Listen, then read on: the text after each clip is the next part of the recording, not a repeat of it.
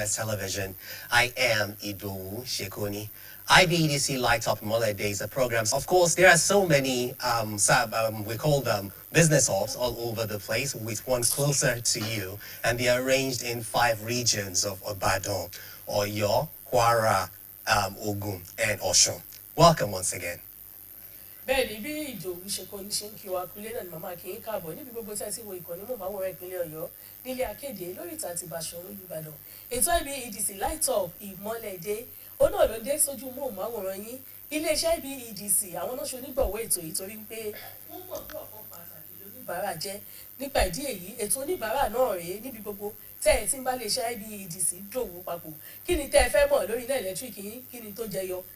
Kí ni àwọn kùdìẹ̀kudiẹ tó wà ń bẹ̀ tẹ́ fẹ́ bo iléeṣẹ́ Ibedc lọ torí pé lórí ètò yìí ọ̀rọ̀ nípa iná ẹ̀lẹ́tíríkì pọ́nbélé náà là ń gbé yẹ̀wò ẹ fẹ́ gba mítà ni ẹ fẹ́ sanwó náà yín láìsí wàhálà kankan láì bọ́ sọ́wọ́ àwọn alọ́tán kó lóun ó kígbe ẹ̀dá lórí ètò yìí nítorí pé iléeṣẹ́ Ibedc wọn kì í tẹ̀tì ní gbogbo ọjọ́ mẹ́jọ láti máa fa àwọn òṣìṣẹ́ wọn ránṣẹ́ sí wa tó ṣe pé tá a bá ti ń tàkótó ìbéèrè àwọn náà sì wọ́n fi ayọ̀ wọ́n fi dá wa lóhùn lẹ́nìí àtúntìdé kí ni tẹ́ ẹ fẹ́ mọ̀ lórí ètò Ibedc Light Up Imole Day lórúkọ gba àwọn táàjọ mẹ́tò tèmi wá hallelujah Abọ́dúnrin lórúkọ mi ẹ káàbọ̀ sórí ètò.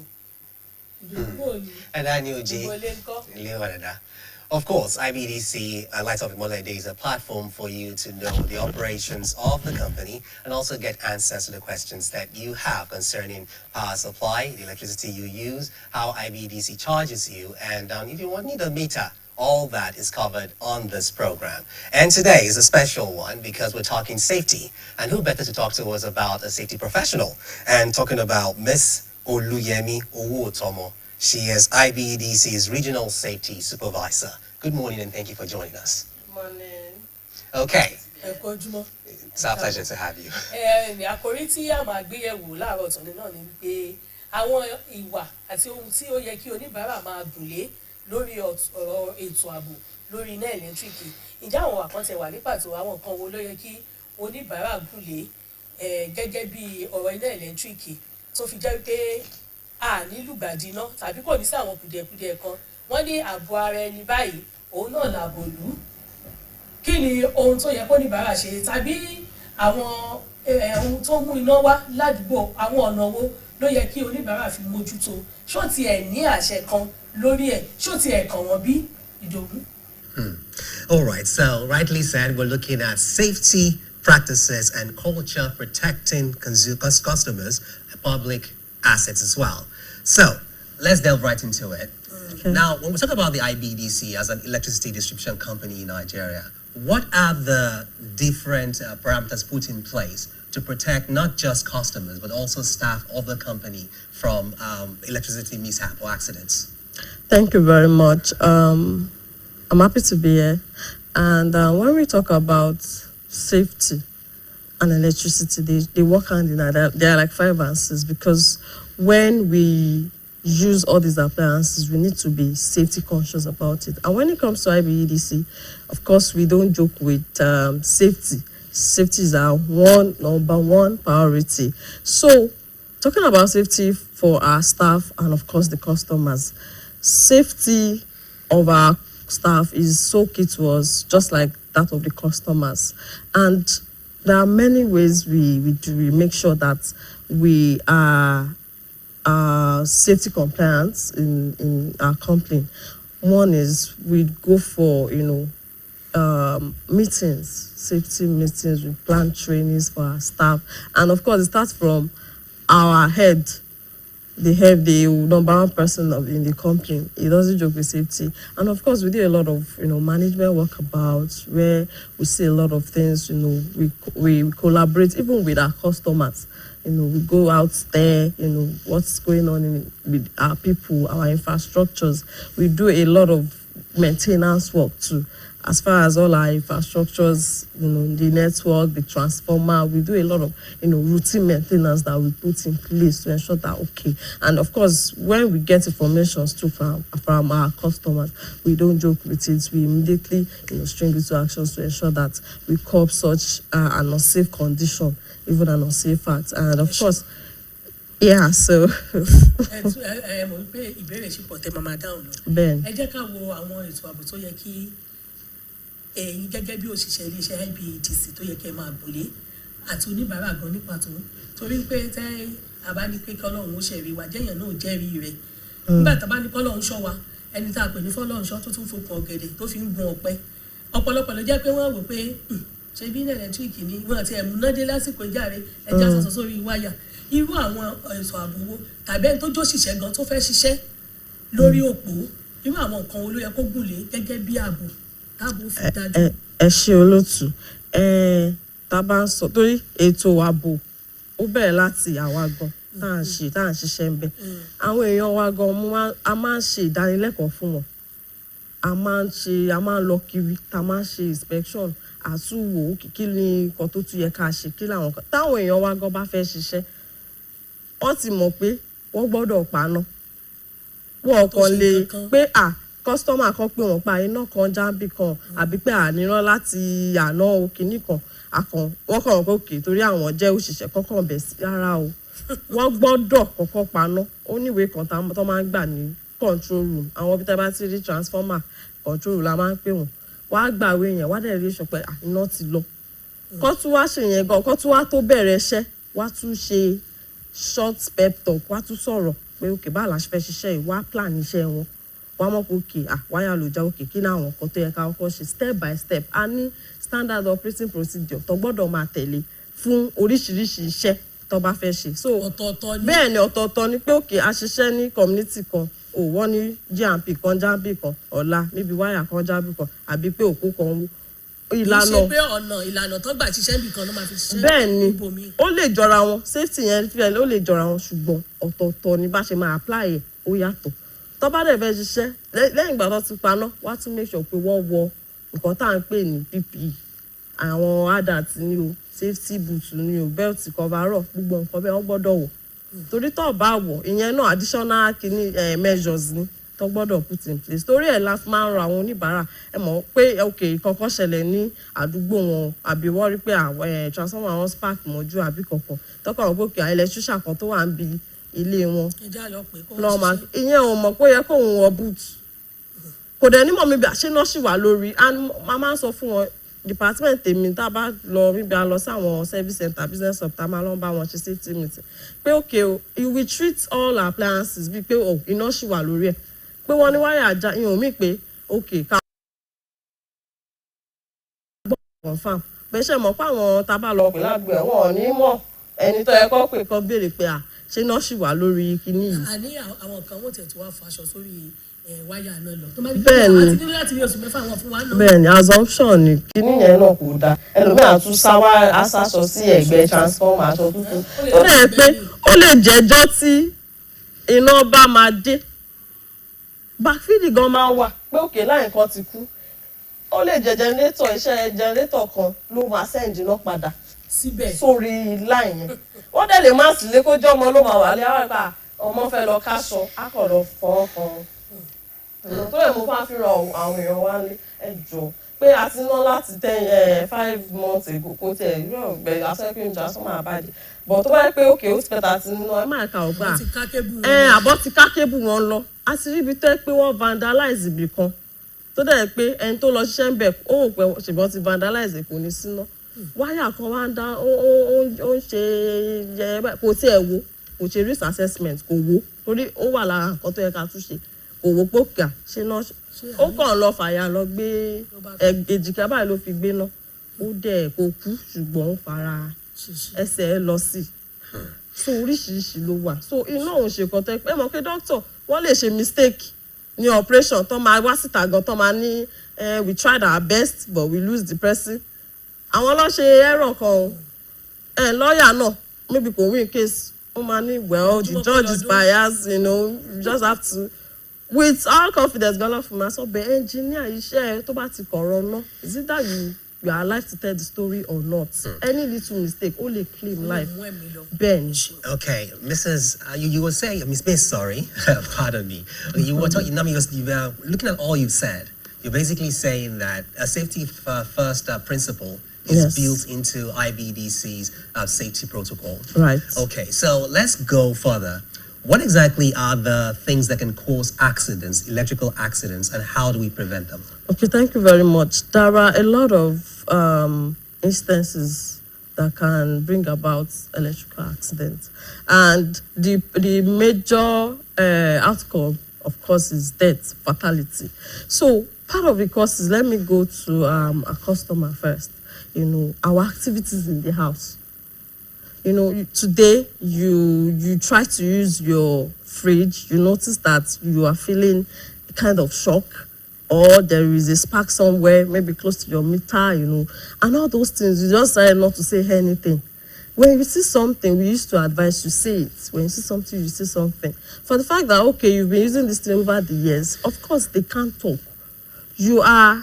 But because people tend to not, do a proper, checking, inspection and everything, they don't do it.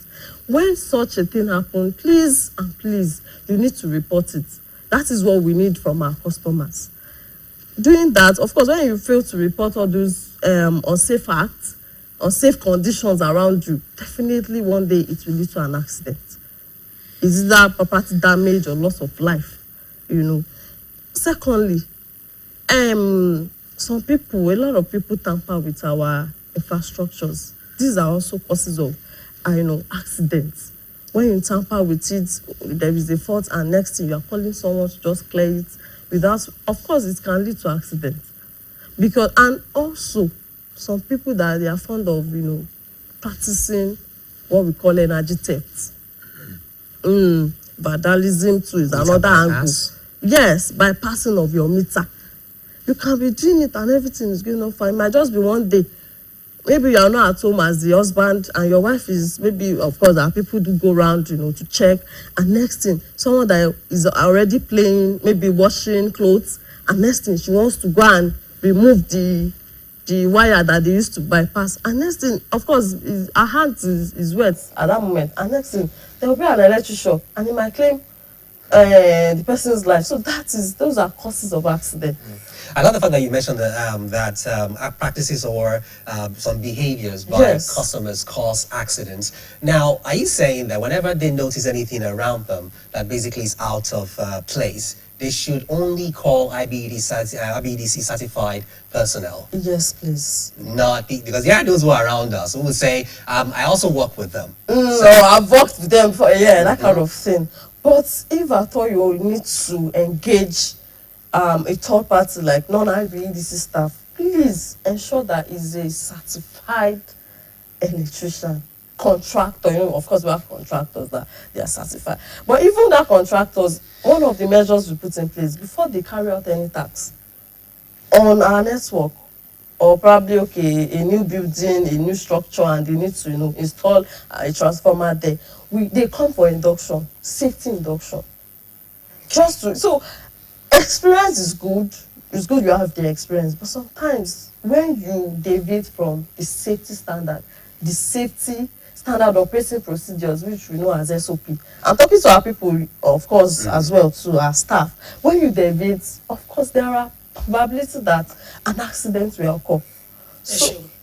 Jẹ́ kí àwọn kí ló sọ̀rọ̀ máa ń fa ìjàmbá iná ẹ̀lẹ́tíríkì. Àwọn ọ̀nà wo wọ́n lè gbà láti dẹ́kun ẹ̀ tó jẹ́ pé kò ní sábà máa wọ́pọ̀ mọ́ tí ò tiẹ̀ fi ní sí mọ́.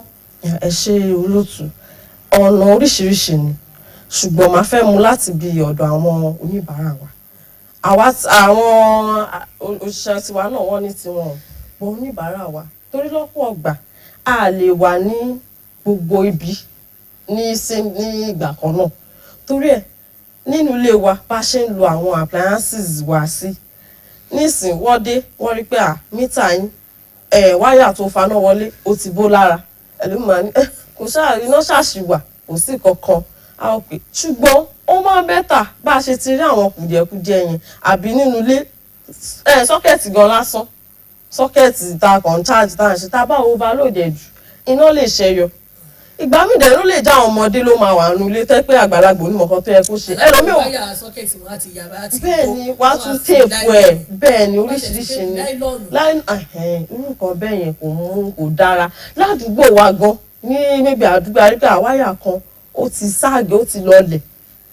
àníyètò bẹ́ẹ̀ ni tó ti wà lẹ́gbẹ́ tẹ́lẹ̀ ń bá gbọ́n sókè bá yẹn tó ga dáadáa tó bá gbọ́wọ́ sókè jù gan àbí mọ́tò gan tó kàn lọ ga tó bá kọjá ń bẹ̀ ó lè trip náà yẹn tó yẹ pé ó dẹ̀ lè sẹ́ǹdì sí fa ìjàmbá nínú ilé tó yẹ pé tí wáyà yẹn bá jábọ́ báyìí ó lè fa ìjàmbá ẹlòmíì gan ó lè jẹ́ ibi tó ti bá ń ṣeré ni tó yẹ pé wáyà ti rí oríṣiríṣi dìpámẹ́ǹtì mi ni. àwọn ọ̀nà wo la wá. so ọ̀nà tá a lè gbà ni pé tá a bá rí nǹkan tí ò dáa ká tètè kàn sí wa àwa náà nínú ilé a rí i pé ò bá ṣe ń nu àwọn nǹkan yìí a try láti operate AC wa àbí kankan iná yẹn ó gbé wa bákan ká tètè mọ̀ fókè heating system ilé yẹn ó ti ń dàrú ká tètè reach out sí àwọn oníbàárà wa and mo fẹ́ tún fàsìkò yìí sọ outdoor safety torí pé ẹlòmíì abẹ́ láyìn báyìí lọ fi ṣe lé àwọn nǹkan tó máa ń fa ìjàmbá náà tún nù ká máa tajà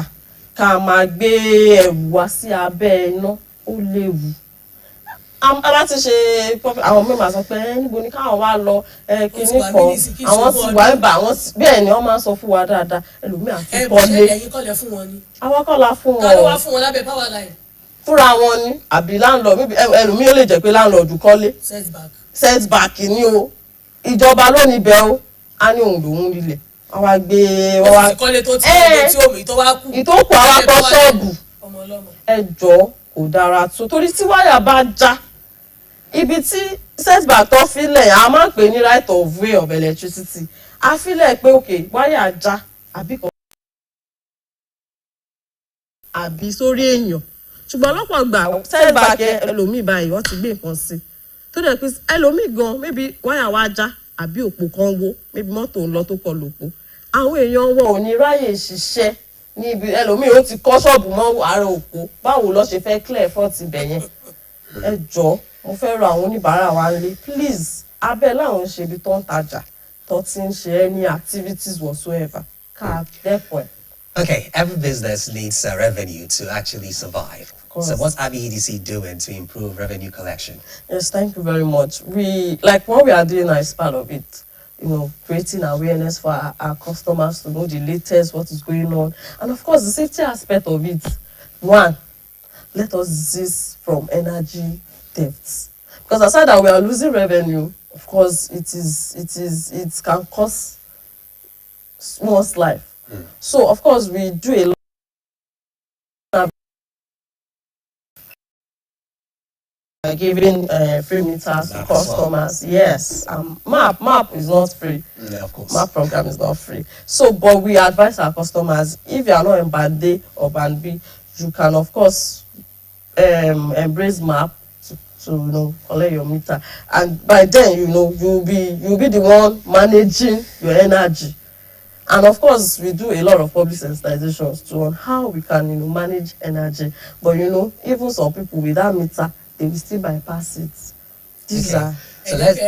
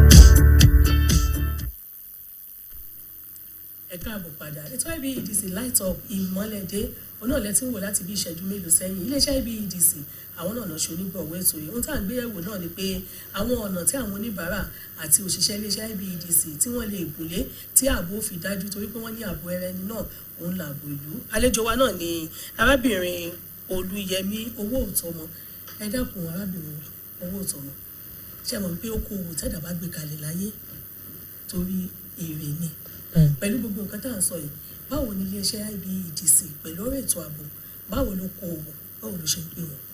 ẹ ṣe olóòtú ara ẹ náà ni à ń sọ torí táwọn oníbàárà wọn ò bá mọ nǹkan tó yẹ kán ṣe wọ́n máa wò pé iná ọ̀fẹ́ ni so ẹni tí a bá ti ní nǹkan tẹ́ pé níbi nǹkan tuntun a máa ń gbé wá sórí ètò káwọn oníbàárà wa gbọ́ ṣùgbọ́n ààbò ibẹ̀ torí safety yẹn náà táwọn èèyàn bá wà láyé tí wọ́n para wọn lọ́ọ́ máa mọ̀ pé òkè wọ́n yẹ kán sanwó iná ṣùgbọ́n lọ́pọ̀ ọgbà a fẹ́ káwọn èèyàn wa kọ́ dẹ́kun máa jíná lò kíní yẹn pa iléeṣẹ́ wa lára gan ẹlòmíì á tún gba mítà á tún yí lọ́rùn wá gbé kọ́ lálẹ́ oríṣiríṣi mítà tí nǹkan kan ò ṣe bẹ́ẹ̀ ni yàtọ̀ sí pé ó lè gbẹ̀mí wa ibi tẹ́lómi ti ń yí gbogbo ẹ̀ ọwọ́ omi wà lọ́wọ́ ẹ̀ àbí kò tiẹ̀ wọ́ bàtà tó dẹ̀ pé bébí gbà yẹn lọ́ máa mú high voltage gbà ó lè lọ́ba ti mú dé báyìí ó lè gbẹ̀mí lọ sọ ẹ jọ mo fẹ́ràn àwọn oníbàárà wa kọ́ jọ iná à ń gbé pamọ́ àmọ́ àtọ̀ náà ni ìta wá ń fún wọn kọ́ máa sanwó kọ́ dẹ̀ má máa jiná lò. Okay, so as we wrap up, how do we bring in communities? How can they hold utilities accountable for safety? Yes, thank you. We used to, do a lot of community engagement with our customers. What I just expect our customers to do, right? When they see something, they say something. Be it safety, the revenue, because some communities, they will see maybe some of them, stealing the energy, they will not speak out. They should speak out because it's also affecting their overall usage of the electricity. And I want to use the period to tell our customers, for those using non-STS, like this postpaid cards, yes, please, we need them to visit the nearest office for a proper registration and documentation. Please, this is a new update and I want us to add it to it. Thank you. Àwọn oníbàárà wa tó ń lo card tẹ́pẹ́ card ọlọ́pàá yẹn lọ́ fi ń sanwó. A fẹ́ àrọ̀ wọn kọ́ wá sí iléeṣẹ́ wa àbí ọ́fíìsì tó bá súnmọ́ agbègbè wọn kọ́ wá fún documentation. Láti wá bẹ́ẹ̀ ni.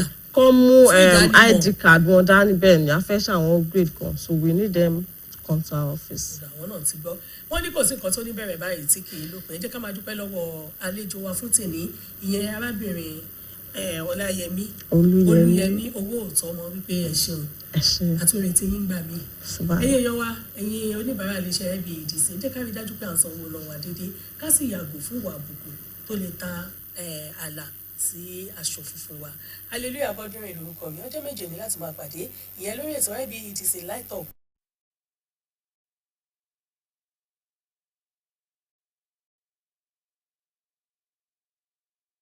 As they use electricity, because it could be, while it's a wonderful servant, it could be a terrible master. Don't forget that. See you next week on IBEDC Light Up Imole. Bye-bye.